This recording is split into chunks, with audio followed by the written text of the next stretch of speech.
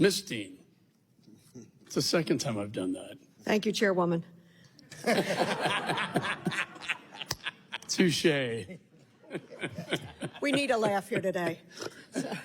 Thank you, Chairman McCall. Thank you, Ranking Member Meeks, for holding this hearing. That was good. That was a good comeback. Thank you, General Milley. Thank you, General McKenzie, for your extraordinary careers of service to this country and the sacrifice that both you and your families have made for the service of our country. I also recognize the very faithful service members of all of our military, some of whom are here today, but over the 20 years of the conflict in Afghanistan, the more than 2,400 who gave their lives for this country, for this democracy, for the rights that we prize here. I also recognize the Gold Star families who are in the room. You know I care desperately that you get the answers that you need, and I appreciate that both of our testifiers here today have talked about that it is a comprehensive look that you deserve. It is not about a single day or a single month. You deserve the answers to what went right with this war and what went wrong. To the Abbey Gate veterans and families, and I see veteran Sergeant Vargas Andrews and your family, thank you for being here yet again. I wanted to start quickly with the testimony before the House Armed Services Committee in September of 2021, where Secretary of Defense Lloyd Austin said of the timing of the evacuations, "As for when we started evacuations, we offered input to the State Department decision, mindful of their concerns that moving too soon might actually cause the very collapse of the Afghan government that we all wanted to avoid." I wanted to ask both of you, what role did the sudden, just almost instantaneous collapse of the Afghan government play in the events following the continuing evacuation and withdrawal? Can you speak to the utter collapse that seems to have surprised most people? So operationally, the collapse meant that at HKIA, we depended upon Afghan support to hold the perimeter. They melted away. And that was probably the most significant immediate operational effect of the collapse of the Afghan government and the attendant collapse of the Afghan military. Now, we had a plan for that. We saw it as a possibility, but that's why we had to put in almost 6,000 U.S. forces to replace those Afghans that had melted away. We would have been able to hold HKIA with a far smaller number of U.S. forces had the Afghans remained. But when the government collapsed, they went away. So that had a profound and immediate effect on everything else that followed. General Milley? Yeah, I think with respect to what General Austin was saying, that was a concern of the State Department, but there was a general consensus that with complete withdrawal of U.S. military forces was going to lead to a collapse of the government and the ANSF. The issue is timing when that would happen. Most of the assessments indicated, the intelligence community assessments, were 12 to 24 months sort of thing. The military actually had a tighter assessment, and we estimated that the earliest time of complete collapse could be in the fall, maybe around Thanksgiving, something like that. Nothing indicated August per se. Having said that, though, I think that we certainly were advocating for the parallel withdrawal of the embassy personnel and the American citizens with the military, prior to the events of August. And what role did President Ghani's leaving town? I think that was the straw that broke the camel's back. I think it was collapsing anyway, but at that point in time, I don't want to make comparisons, I suppose, but, you got Ghani and Zelensky, right? Zelensky stays, and his military stays in Kyiv, and you got a nation at war, and they're fighting tooth and nail.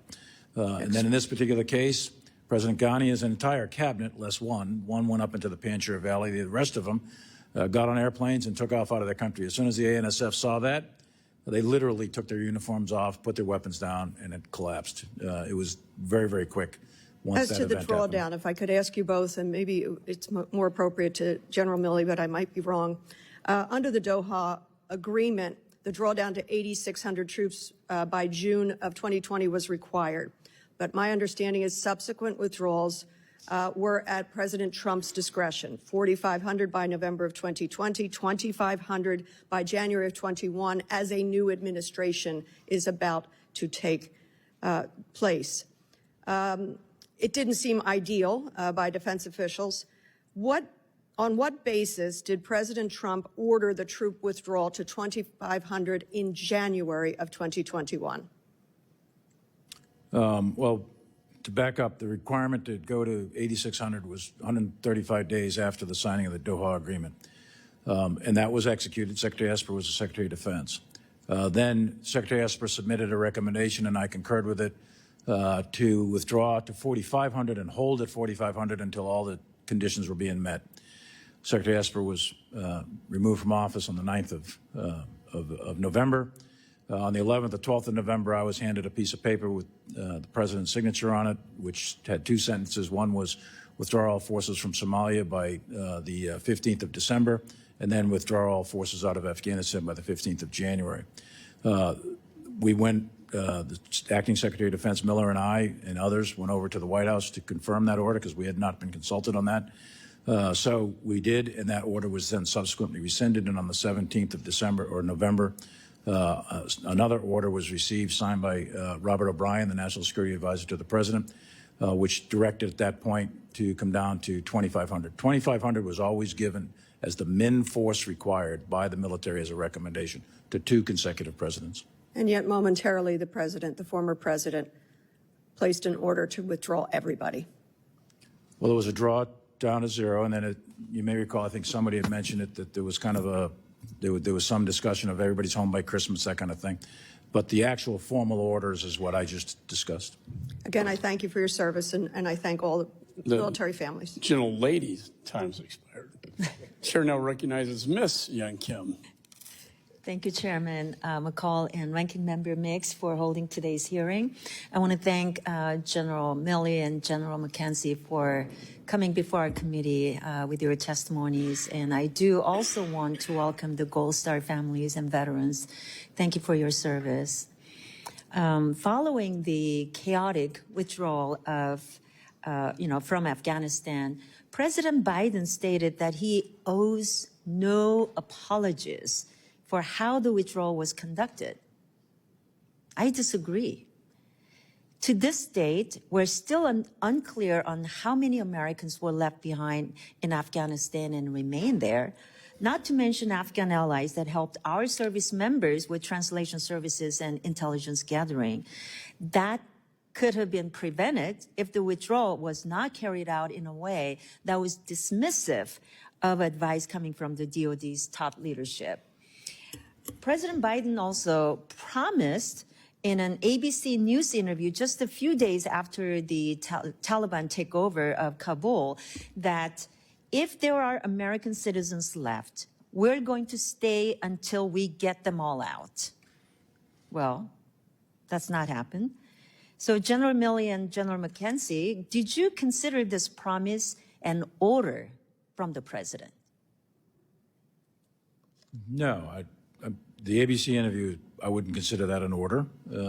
We receive orders from the White House in formal ways. It has been like this for decades.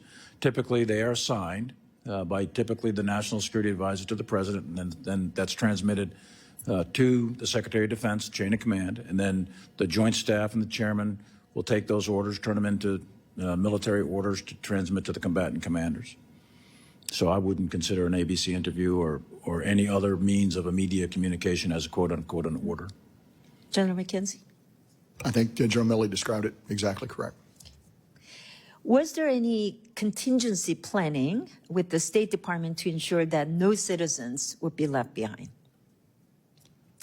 After we departed on the end of August. Asking prior to the withdrawal, was there contingency planning with the State Department? So we always plan for capacities. For example, from the very beginning, CENTCOM worked with a number of about 150,000. That's how many people we thought, that goes back to June of 2020. That was the number that we thought would have to come out. So the Department of Defense's responsibility there is to make sure you got the airplanes to move them, you can process them. But it's up for the Department of State to say who's coming out, how you're going to categorize those people, how you're going to sort them, and how you're going to get them there. And that's when I would talk about the velocities, the different velocities of the two departments.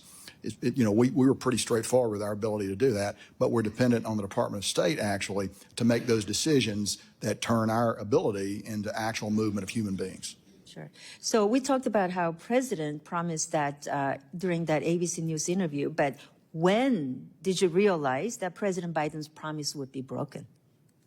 I'm sorry, just help me with that. When did you realize that President's promise of getting every one of the American citizens left in Taliban will be left. I mean, will get them out. When did you? Yeah, I would say by mid-July of 2021, I was concerned, given events in Afghanistan, about the state of Department of State's planning and their ability to execute a NEO.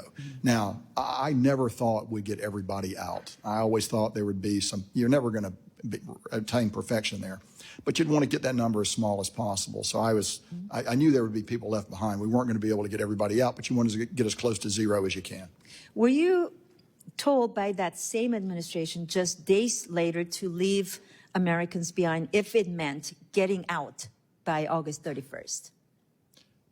No, I was never told that, but I would share with you my advice in late August was we needed to get out by the 31st. If we did not leave by the 31st, it was clear to me from our intelligence reporting and a number of other sources, we would have been fighting the Taliban. So I thought you want to get out by the 31st and then resort to diplomatic means to bring your citizens that don't get out by the 31st out. Otherwise, you're going to have to pour thousands more forces into Afghanistan just to stay there and permanently impair your opportunity to get citizens out, not to mention the tens of thousands of at-risk Afghans that you would like to get out that are actually, of course, at much higher risk. Let me ask General Milley my last question. You previously testified that during the NEO, you and General McKenzie both recommended against keeping U.S. forces in Afghanistan past August 31st. So why would you recommend this, even with hundreds of Americans and tens and thousands of Afghan allies left behind? Well, for the very same reasons that John McKenzie just outlined. I think to keep them past the 31st, you're already at a very small number. You would have had to increase that number by tens of thousands in order to stay there and continue fighting now what would be the Taliban. As far as the American citizens, it wasn't clear then, and it's still not clear to me what those numbers are or were. And that was never clarified by anyone in the State Department, exactly how many, where they are, who they are they out in Herat, are they down in Kandahar? We can't, unless you put tens of thousands of troops in there, we cannot be bouncing around a country that's at war and trying to look for this person and that person. It's just not realistic. It's not a feasible course of action. And by the end of August, especially after the 26th Abbey Gate, absolutely not feasible.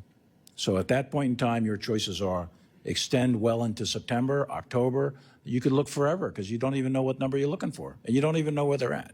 So those weren't feasible or acceptable courses of action at the time, although I do understand the human desire, but didn't know numbers, didn't know necessarily where they were, and so on and so forth. So not a realistic option. Got it. Well, thank you very much, Mike. Ladies, time's expired. The chair recognizes Mr. Moskovich. Thank you, Mr. Chairman. Thank you, Generals, for your service to the country. And echoing comments of my colleagues, I want to obviously extend my condolences to the Gold Star families here and that were here earlier and paying the ultimate sacrifice for our country. I also want to recognize the sacrifice of our colleague Brian Mast for his service in Afghanistan. A lot of people on this committee do a lot of great things in service to the country. I want to thank our colleague Corey Mills, who just over the weekend helping getting people out of Haiti. And I hope, Mr. Chairman, we can soon get a classified briefing on the situation going on there. This obviously is a very important topic today on what happened with the withdrawal from Afghanistan. Why it did not go according to what the experts in the Pentagon and in our intel community believed. I think we need to know what gaps existed. I think we need to know how that happened. I need to know the lessons that were learned. And most importantly, how do we prevent something like this from happening in the future? We had soldiers die over the 20 years of war, and we had soldiers die on the withdrawal.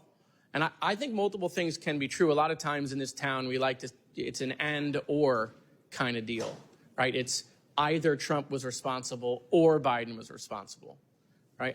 I actually think in Afghanistan, it's an and, quite frankly. I think there were mistakes made in the withdrawal. I think the American people think there were mistakes made in the withdrawal. And I think it's okay to admit that. I mean, what's the opposite of that? That the withdrawal was perfect? Everything went according to plan? General Miller, do you think mistakes were made in either the planning phases, things that we thought were going to happen that didn't happen, or things on the ground that unfolded that we didn't plan for? You think mistakes were made in all of that thought process? There's zero doubt in my mind there were mistakes made, and that's the point of the after-action reviews. Identify those mistakes and develop solutions to implement them in the future. And I think the fundamental mistake, fundamental flaw, was the timing of the State Department call of the NEO. I think that was too slow and too late, and that then caused a series of events that result in the very last couple of days. There's a lot of other mistakes that are made along the way. I try to cover them in a written statement to submit to you guys, but I think that was, germane to this particular hearing. I think that was key. I think that was fundamental. Yeah, and reading the dissent cable, which I won't discuss here, but I mean, do you think some of the intelligence that you all used, our military leaders used? I think for the intelligence, we pulled off in the summer of 20. So when we went to 8,600 in accordance with the Doha Agreement, and then you drop from 86 to 45, you're pulling advisors off the so-called Kandaks, the Afghan battalions. What that then means is we don't have a fingertip touch for what's going on in the Afghan security forces. We couldn't see. We blinded ourselves when you pull those advisors off. So we relied on electronic means or technological means in order to be able to see what's happening with the Afghan security forces. But technology can't read a person's heart. They can't see the negotiation that's going on locally between the Taliban and the local Afghan. So we lost our ability to really sense that environment with a degree of granularity that could make better predictions than what was turned out. And I think that's true of the intelligence community and the military writ large, et cetera. So I think that was a major gap, was our ability to see into what was happening on the ground because we pulled our advisors out. And that's going to happen when you pull advisors off. And there's no doubt that mistakes were made by multiple administrations over 20 years that I'm sure we can point to when the full after-action review is completed. You think it was a mistake by the previous president to invite the Taliban, which you call a terrorist organization, to Camp David? I won't comment on that. That's a political act, and I'll stay out of that. But on mistakes, I think one of the key ones, to be very candid with you, is the development of the ANSF writ large, which begins, of course, in early 2000s. And I was part of that. Frank's part of that. Many of us were part of that. The number of security forces were too small. We had estimated, the military estimated, we needed 600,000 to 700,000. Decisions were made by the bond agreement to field them at 350,000. Half of those were police, and they were completely not designed well for a counterinsurgency type of environment. So you're looking at about 175,000 Army, and the Taliban had fielded about 100,000 Taliban. So your force ratios, your correlation of forces between the insurgent and the regime forces was always balanced more in favor of the Taliban. And then they had a sanctuary over in Pakistan. These were decisions from 04, 05, and 03, that kind of thing. But they have second and third and fourth order consequences to the outcome of this war. So by the end of the day, the Taliban or the ANSF, there was mirror imaging going on. We tried to build a conventional army. We didn't build their commandos and special forces till late. There's a whole series of these that go way back in time that ultimately end up in a collapse of the Afghan security forces under intense pressure by the Taliban in the summer of 21. Thank you, General. My time Gentleman's has time's expired. expired. Chair recognizes Mr. Heisinger. Thank you, Mr. Chairman and generals. I'm going to share a couple of quick stories, and one of those was related to those Gold Star families that are here. I had a constituent who didn't lose his life, but was severely, severely injured in the blast. I don't use his real name. I call him Jose. He was a Marine. He was a 240-pound machine gunner that, when I first met him, was about 175 pounds after he was recovering from his injuries. This young man, though, is so dedicated to his country, he re-upped. Unfortunately for the Marines, they didn't take him back, but he's now a Navy corpsman and has still continued to try to serve his country. What I'm frustrated about is what seems like the subservient behavior of the State Department and DOD, frankly, to a lot of us.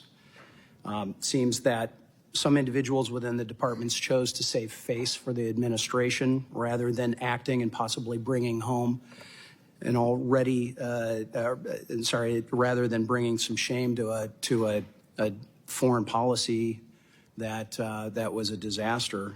And this could have saved both American and Afghan lives. General Milley, you talked about the number of citizens, how it was impossible to know who was there. I found myself screaming at the television when I was watching a Secretary Blinken and others within State Department briefing saying that their estimate was about 200 U.S. citizens, most of who chose to stay in Afghanistan. That was total BS, and I'd like to say the actual words, but I'm trying to not, restraining myself. My office alone had nearly 200 open cases. 200 cases, not 200 people, 200 cases in my congressional district alone. And as I talked to my constituents, my colleagues, they were having similar numbers. So this fantasy that we didn't know that there was U.S. citizens over there or where they were or what they were doing is a complete fallacy. State Department should have been talking to us, and they were not. The other story I have on that is about one of those citizens. He was an interpreter with the Army. He was able to escape Afghanistan. He is a U.S. citizen now. He is here in the States. His wife was not as fortunate. Her first two attempts at entering HKIA, she was beaten almost to death by the Taliban. Now, there was a little problem. The U.S. Embassy had her passport and had all of her information. Guess what they did? They destroyed it all. They destroyed it all on the retrograde. So they printed off, she had to print off a letter to that she could then show. Guess what that letter proved to the Taliban? Where she was going. And so after the second beating, she left. We were getting literally phone calls into the office. A woman, Beatrice, in my office was literally talking to her in the middle of the night. The third time she went was when the explosion at Abbey Gate happened. Fortunately for her, she was not one of those 170 Afghans that were killed. And fortunately for my constituent, Jose, he wasn't one of the 13 Americans who was killed. We welcomed her home to the United States this past weekend. Finally. If that is not an indication of a broken policy and broken system, I don't know what is. I know she's dealing with the literal physical and psychological scars that this government has put on her. Very quickly, General McKenzie, what information about American citizens did the U.S. pass to the Taliban? Very limited information, and you'd really need to talk to state because they were the agency that did it. But it was designed to get them through, typically in convoys into the compound. But you'd need to go to the Department of State to get good information. Are you aware of those claims, even by some State Department employees, that the Taliban was beating up American citizens and others like my constituent and his wife, who were green card holders? I'm aware of those claims. Are you aware of the claims that the Taliban beat up or even killed Afghan allies outside the gates of HKIA? Yes, I am. Mr. Chairman, we had the sniper who had the bomber in his sights here in front of our committee before, and that was run up the chain of command, and he was denied the ability to take that sniper out. That's a breakdown. And I believe that the security control of Kabul contributed to this violence. I know my time is up, and I've got a few other questions that I'm going to put in writing through the chairman.